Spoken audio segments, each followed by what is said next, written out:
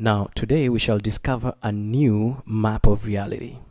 And within this new map of reality, this new subconscious map of reality, rather, we shall be looking at life as a game. The game of life. The game that spirit plays. It is an astonishingly liberating and empowering way to look at life. And I'm sure you will enjoy and benefit from this video. And so, in the game of life, we say that in step 1, consciousness or spirit, whatever word you want to use, I'm going to use consciousness here. Consciousness has a desire. It then imagines a suitable world to experience that desire. That is step 1. In step 2, it then creates that world. In step 3, it opens and enters that world with a suitable avatar, a body, in our case, a human being body. Okay? A human being, rather. In step 4, it explores that world as a test of energy, a test of that original desire, the original concept. Okay? And then in step 5, it finally closes that world and leaves with new insights and transformations of energy. And that is the most simplified model of the game of life that we can have. And you know, it's a nice, simple model. If you look at it, you'll notice that it matches some of our own creation myths on the planet, you know, from different religions and different cultures. And, you know, there's about 10,000 different religions and creation myths on this planet. And they all almost follow this model, okay? In fact, even our own birth, life, and death follows this model. You know, we get born into this world from somewhere else. And then we live our life, we explore, we have what you might call tests, and then we, in quotes, die. We exit this world, okay? Now, obviously, there's much more to this, all right? But let's take it nice and slow, you know, with baby steps, so that we get the hang of it first. I can appreciate that you may have plenty of questions, but please allow yourself to move in baby steps. And that is the best way to allow your mind to absorb the many layers of reality that are involved in this model. For now, the basic framework will do, and we'll get back to it later and fill in the gaps. Okay, sounds good? Okay, so moving on. Anyways, as with all games, the game of life has the following game parts. There are 5 game parts that you will find in just about any game that you think about. Okay, these 5 parts are as follows. Every game, including the game of life, has a game space, number 1. Number 2, it has the game's boundaries. Number 3, the game's rules of interaction. Number 4, the game's artifacts, you know, meaning its objects and events. And number 5, you have the game's goal. You will find these 5 parts in any game that you can think of, any game, whether it's football, netball, chess, video games, Olympic games, baseball, cricket, Monopoly, Scrabble, tic-tac-toe, whatever. And of course, the game of life itself has the same parts. You see, it's the rules of the game don't break. All games have these 5 parts. Okay, makes sense?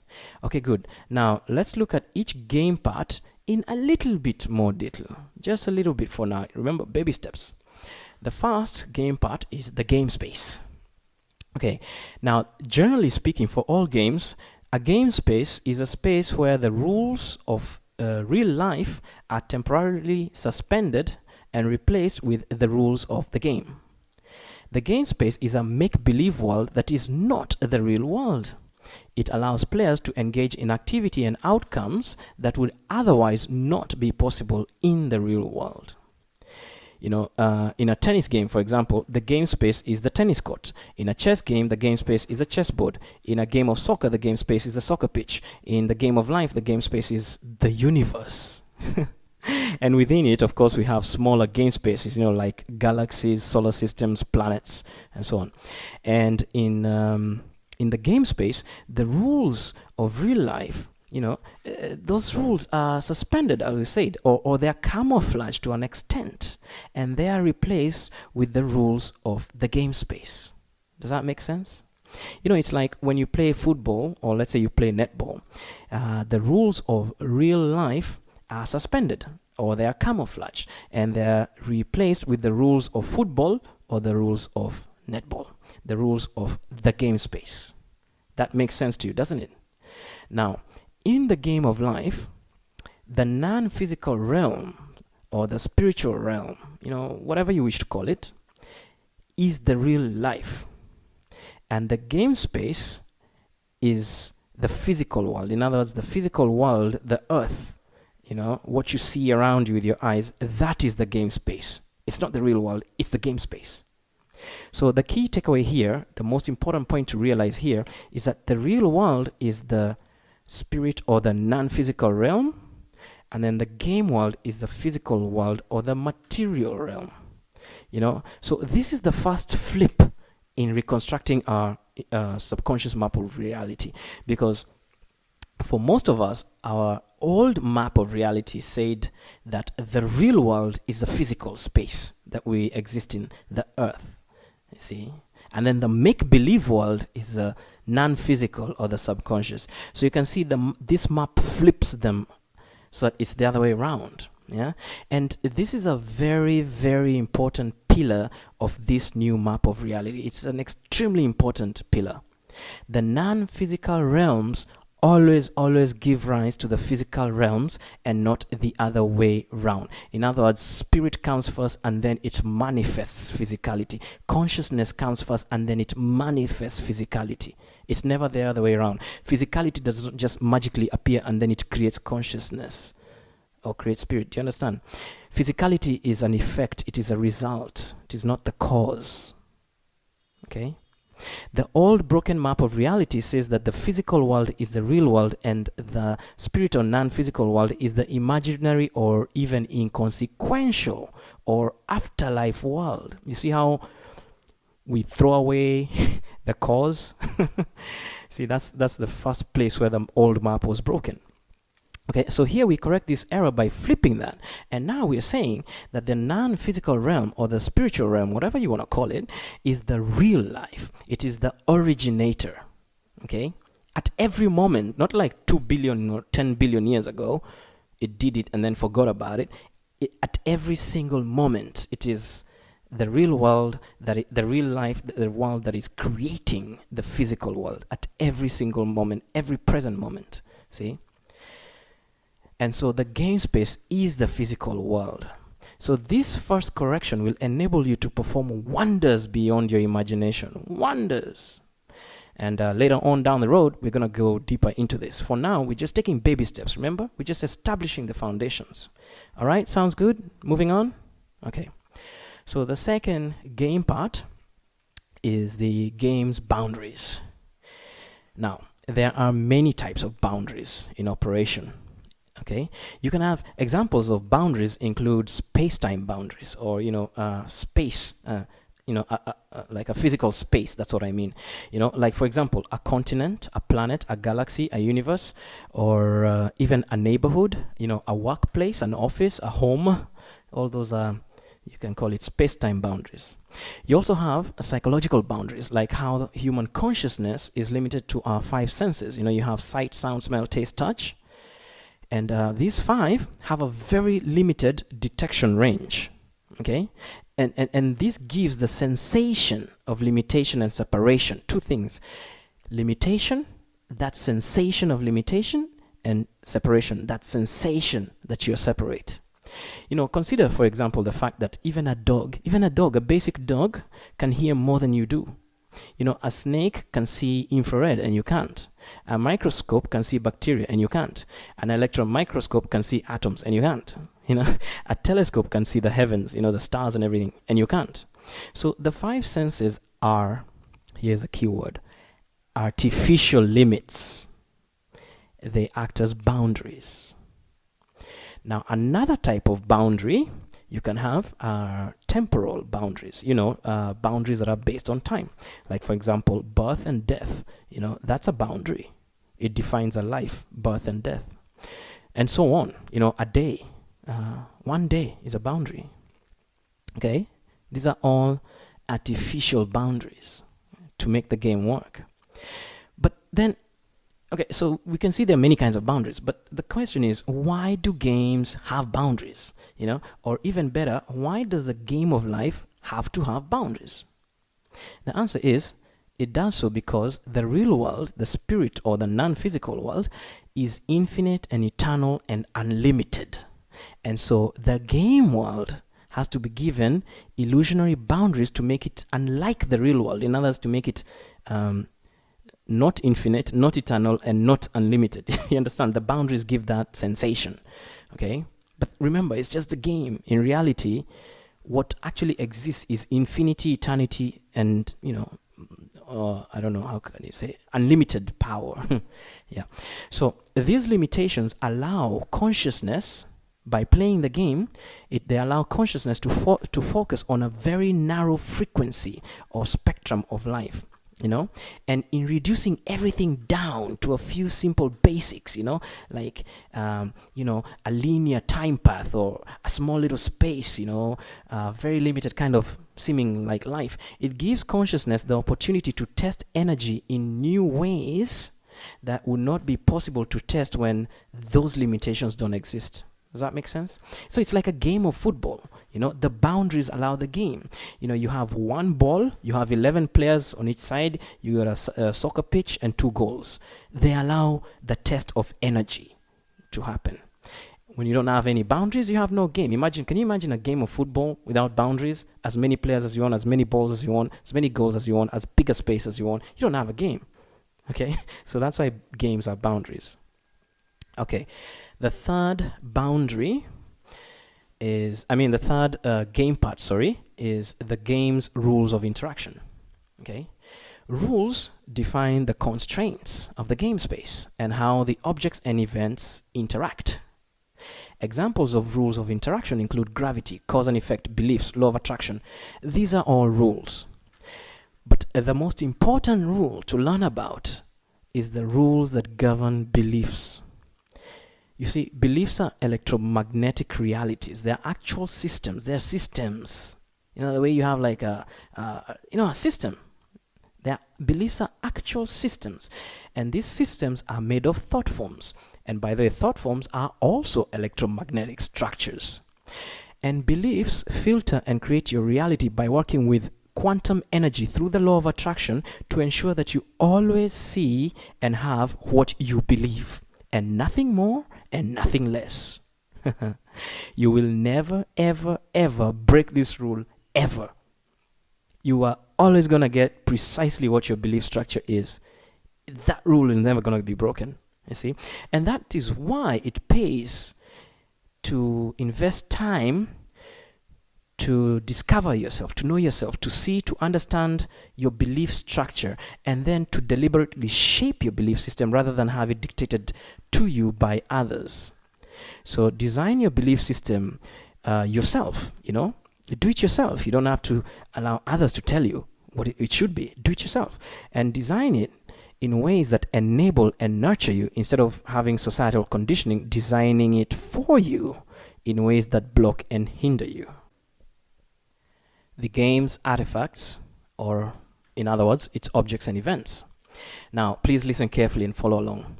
All objects and events are made of atoms. No exceptions. Everything in our physical universe has an atomic construction. No exceptions. And all atoms are made of subatomic particles such as protons and neutrons and electrons. And all these subatomic particles, all these are quantum energy.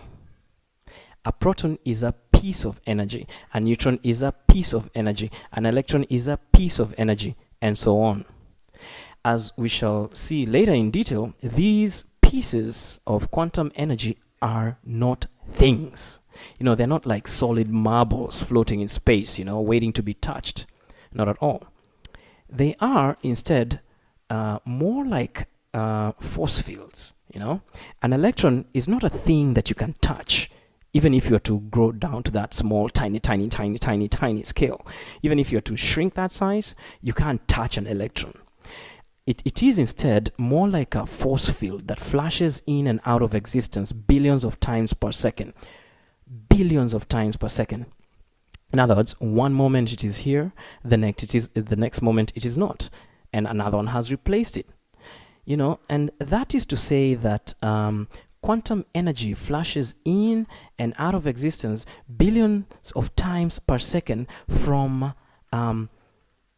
the word space is incorrect, and even the word nothingness is incorrect, because there is something in that nothingness, and we'll get into the science of this later. I'm just giving you a very high level overview. Okay, very high level overview of what everything that you see around you is made of. The chair that you're sitting on, the device that you're using to watch these videos, whether it's a laptop, desktop, or iPad, or whatever it is, all these are made of billions and billions and billions of atoms. Okay, but the atoms themselves are made of all these pieces, subatomic pieces, energy pieces. But that chair that you sit on may seem solid, and it seems like you may have been sitting on it for a very long time. But if you were to look at it with an electron microscope, you'd realize that its component pieces, the energy that makes up that chair, is flashing in and out of existence billions of times a second. It goes out and then comes back in. Okay? And it's not the same energy. It's not the same energy that's been there. Like, the electron that flashes in one moment disappears and it's replaced by another one. But the information field that is the chair is one that holds all those together into a sense of continuity. Okay?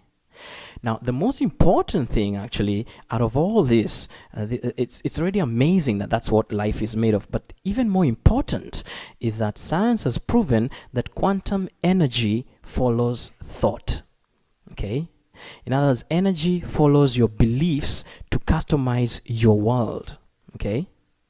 Quantum energy always follows human intent. That is what manifests the world that we see. It's human consciousness acting upon quantum energy.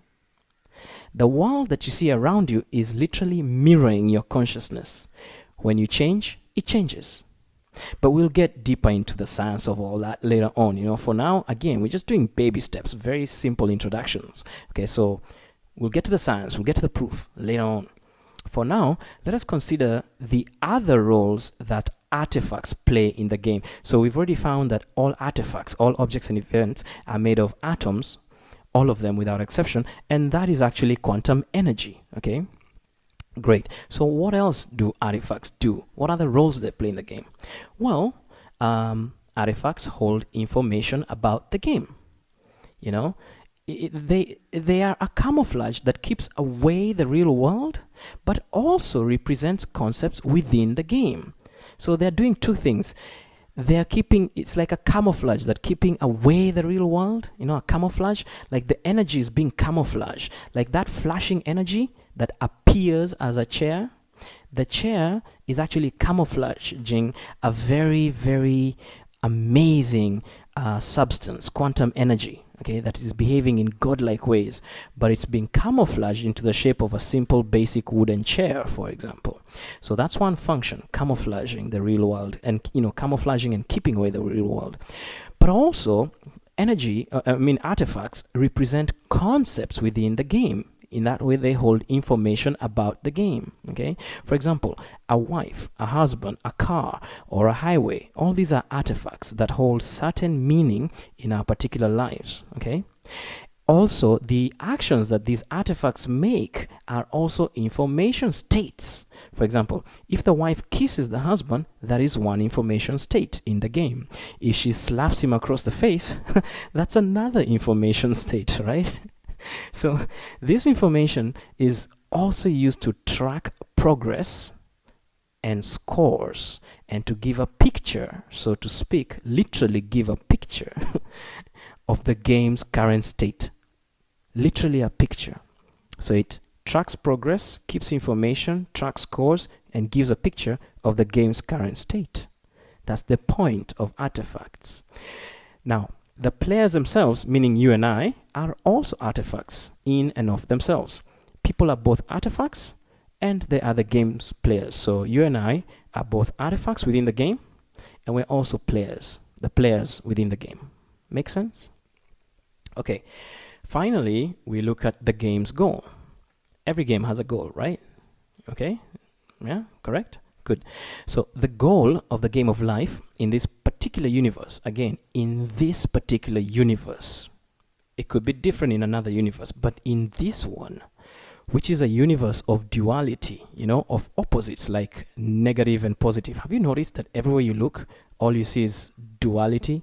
There's always these poles, good and bad, yes and no, negative, positive, So the goal of this particular game, in this universe of duality, the goal is polarity integration, which is also known by many names such as transcending duality, integrating the yin and yang, unconditional love, being non-judgmental, attaining freedom from the illusion of separation, attaining oneness, waking up from the dream of separation, achieving atonement or at-one-ment, nirvana and moksha, enlightenment, forgiveness, and so on. All these are simply other names for the concept of polarity integration, oneness. That's the goal in just about every little tiny aspect that you find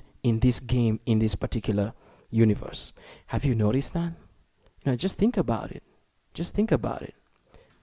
Integration, polarity integration, transcendence, oneness, rising above duality. That's the game's goal.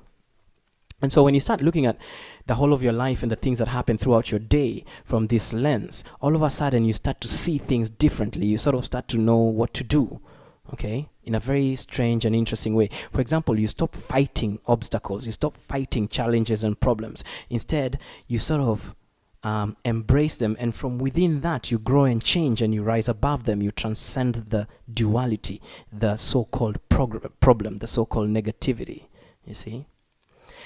So it's a very practical model, as you can begin to see. And so to create our new map of reality that works, a map that actually works, what we're going to do is that we're going to look at each of these 5 game parts. Then we're going to see how they function in ultimate reality, And we're going to do that in depth, and we're going to do that beyond what we have been told, beyond our conditioning and programming. And I must stress that word, that keyword, beyond, because we must go beyond what we were told and conditioned to believe. We're going to look at these 5 game parts beyond what we're told they are. You see, that's the point. That is actually the point here. It's not to ask for evidence based on what we have already been conditioned and programmed into believing. It is actually to penetrate that and go beyond. Do you see the difference here?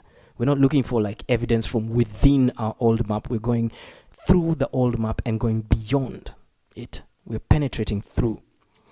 Anyways, from this simple looking at these 5 game parts beyond, what we've been conditioned, this simple act of looking at those 5 game parts is going to allow us to automatically change our subconscious map of reality. Automatically. And then we get to reprogram ourselves for whatever success that we wish to achieve in any areas of our life. Does that make sense? Now, the next important point to realize is that the game of life is literally like a dream, whereby you are a being within the dream, and you are also the dreamer of that dream. In other words, you are both the consciousness or spirit that creates the worlds that you then inhabit as a human being, wearing an avatar, a vessel, a body. And so, in this sense, you are first and foremost spirit or consciousness. The human aspect is a secondary aspect of what you really are. It is not the primary aspect. It is the secondary. And then, whether you're male or female, that particular role is a tertiary aspect. Again, it is secondary to the human being role, which is secondary to what you really are, you see. And then whether you're black and white, short or tall, and so on, these are simply states of information of the artifact, What you really are, though, is an infinite, boundless, eternal, sovereign, divine being that cannot be altered or what word can we use here? You cannot be a victim at all. It's not possible. You cannot be, your sovereignty is guaranteed eternally. Yeah, you cannot be manipulated at that level. You cannot be. down below at your subsequent roles within the game. Yeah, that's possible. But what you really are is forever guaranteed, infinite, boundless, eternal, sovereign, divine. And that cannot be changed. That cannot be harmed. That cannot be damaged. You see? And this is the good news. You can tap into what you really are from within the game. This is why we're doing all this stuff, man. It's not just a theoretical aspect study here. You can tap into what you really are from within the game. And that is what all the great masters have taught humanity. Even Jesus, when people were awed by his miracles and they're like, oh my God, you can do all these miracles. What did he say? He said, these things and more shall you do too. You see? So the foundation of these miraculous powers lie within the realization of what you really are and what you are doing here. Okay? Also, as a dreamer of your world, you have much, much more power than you previously believed you had. For example, you can manipulate the dream, literally. That is your true divine power. But it won't work unless you activate it, unless you use it. It doesn't come and enforce itself upon you. You have to choose to use it. And to use it, you have to first see it. You have to first recognize it. Make sense? And so this is the work that we are doing here. We are allowing ourselves to see what we really are, step by step. And in doing so, step by step, we reprogram our subconscious map of reality in a most powerful way. Now, this is only the beginning, the first baby step.